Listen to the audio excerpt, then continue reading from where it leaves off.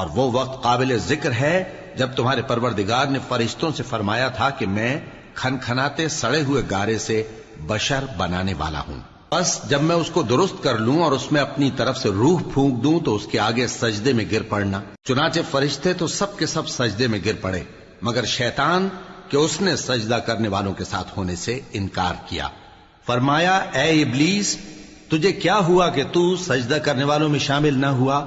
اس نے کہا میں ایسا نہیں ہوں کہ انسان کو جس کو تو نے کھنکھناتے سڑے ہوئے گارے سے بنایا ہے سجدہ کروں۔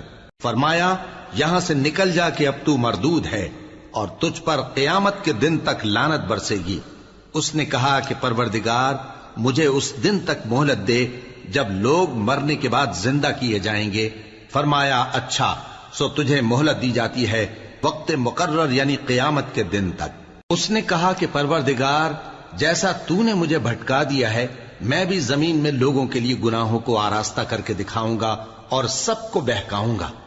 ہاں ان میں جو تیرے خاص بندے ہیں ان پر میرا قابو چلنا مشکل ہے۔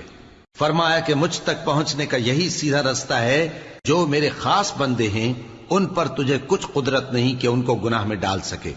ہاں بد راہوں میں سے جو تیرے پیچھے چل پڑے، اور ان سب کے وعدے کی جگہ جہنم ہے۔ اس کے 7 دروازے ہیں، ہر ایک دروازے کے لیے ان میں سے الگ الگ حصہ ہے۔ جو متقی ہیں وہ باغوں اور چشموں میں ہوں گے۔ ان سے کہا جائے گا کہ ان میں سلامتی اور امن و اطمینان سے داخل ہو جاؤ، اور ان کے دلوں میں جو کدورت ہوگی ہم اسے نکال دیں گے، گویا بھائی بھائی مسندوں پر ایک دوسرے کے سامنے بیٹھے ہوں۔